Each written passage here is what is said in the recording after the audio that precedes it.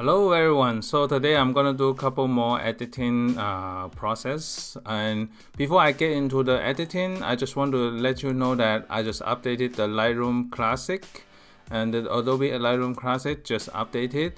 And one of the cool things they added is that they improved the workflow so that you can select camera settings and at the raw default. Previously you cannot do that, and right now you can do that after the February update for those of you using the Lightroom.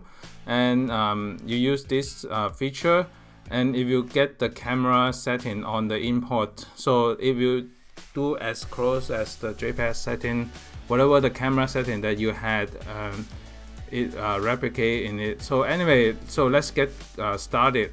So this one is let me go back. So this one, I'll just leave this 85mm Zeiss Batis 85mm 1.8. So I'm gonna edit this photo, and as you can see right now in this camera standard, I'm using the camera standard right now, and I see that the original color for the vivid right now is closer to the red, because when I see it in the park from my eyes, it's more closer to the red than the pink, but you can start with the pink also. So I'm gonna just start with the vivid, and then let's see how it goes. And I'm gonna increase slightly a little bit more exposure, increase the contrast, highlight, remove a little bit, maybe reduce slightly, and you can see that it's very sharp for the Batis, and nice bokeh smoothness. And so I can see a little bit of the green and yellow on the body. For the Sony profile, you can just reduce the yellow manually. Just reduce a little bit. You don't want to do too much. And sometimes you can just try this to see what's going on, like what's the effect. You can see that the amount of the green tint on the body.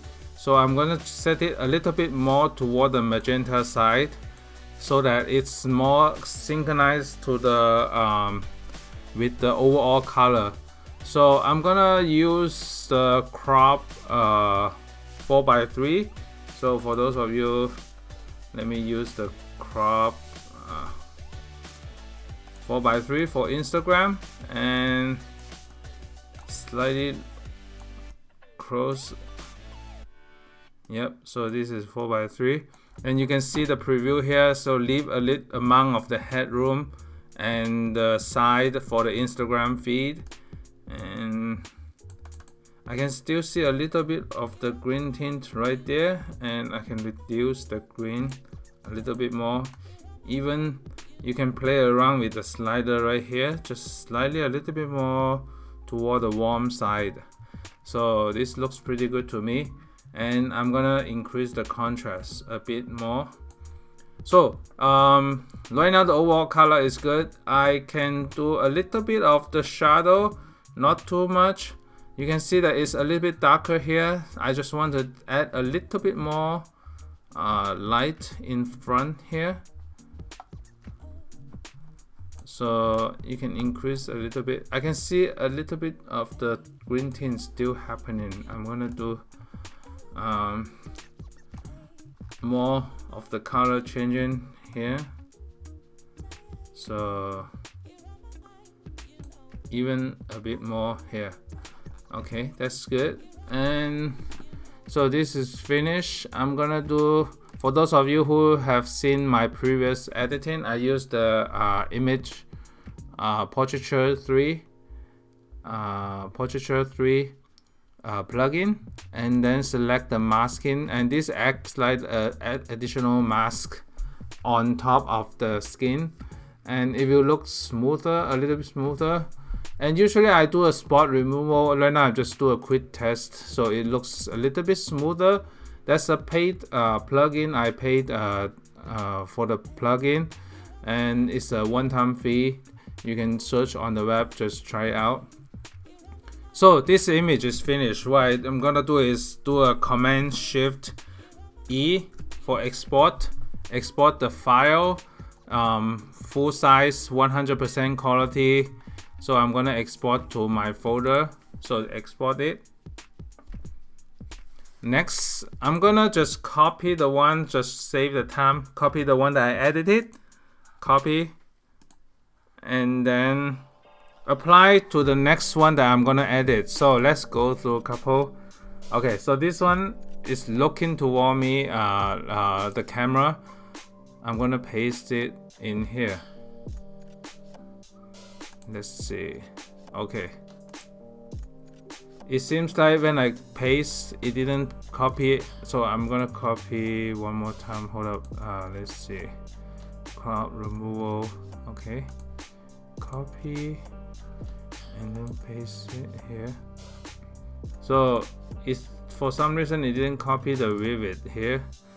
So I'm gonna just say vivid, and I can see the highlight is already here. So let me increase a little bit, and then what I'm gonna do is crop it to fill the frame a little bit more. Interesting. This one didn't change unless, oh, that was a 2 of 2. So for some reason it was here. Okay, let me do a copy again. So that was the file that is already TIFF file, already modified. So what I'm gonna do one more time, copy, and then paste here. So as you can see that it's consistent color here. What I'm gonna do is I'm gonna do a clean up a little bit under the eyes. So I can first do a smooth skin a little bit, and then slightly clean it up.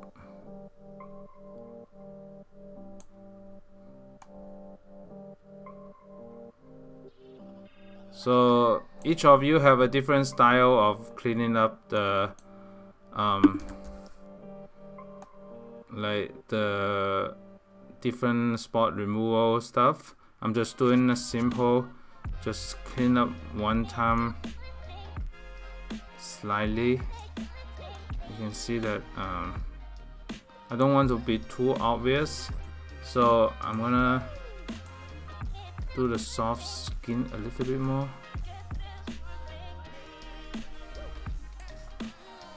And then one more time, slide it like this. And then,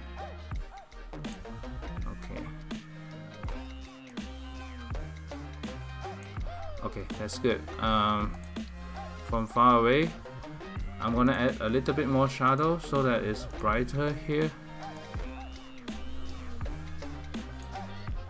Okay, and increase a little bit more contrast. So this is good, and I'm gonna do the portraiture 3 again.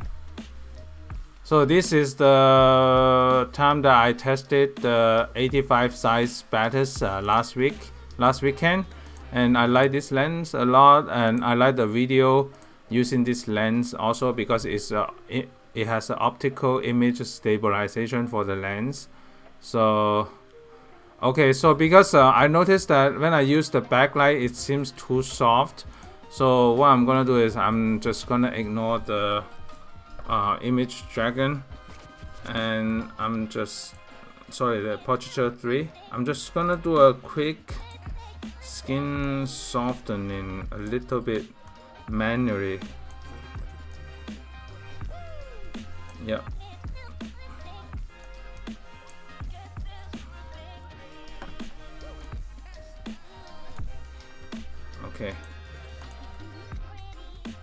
Okay, so that's good. I'm not gonna use the one that using the portraiture 3 because that's too soft for me from the viewpoint. So there's I use some of the hair flip one. I have some hair flip one. I'm gonna skip it and then go back to this side to do some full body editing. So this is a very strong light situation. I'm gonna edit one. So yesterday I already copied a little bit of the style. I have some contrast and highlight already, but I haven't finished the editing. So let me show you the before and after. That was the before and after, before the contrast and highlight applied to it. And this one has the camera setting already in the built-in lens profile camera setting. So I think that was the advantage of when you set in the camera setting on the Lightroom Classic, when you import the camera settings, so that whatever on the camera will take over on the first initial import.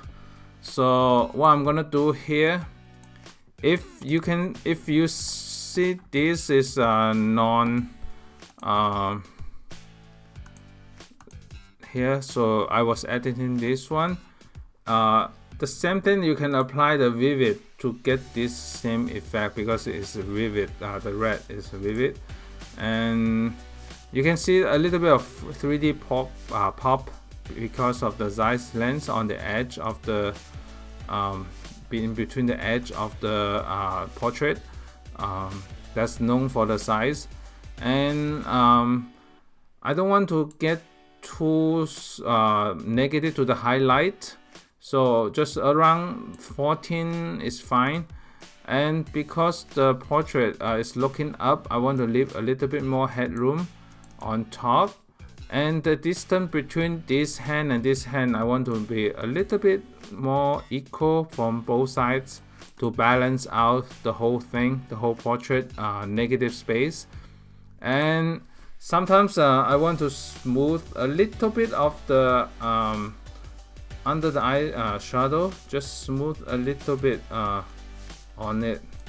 You don't have to do too much. And I see the skin is already pretty good, so I'm gonna just do a quick image portraiture 3, and then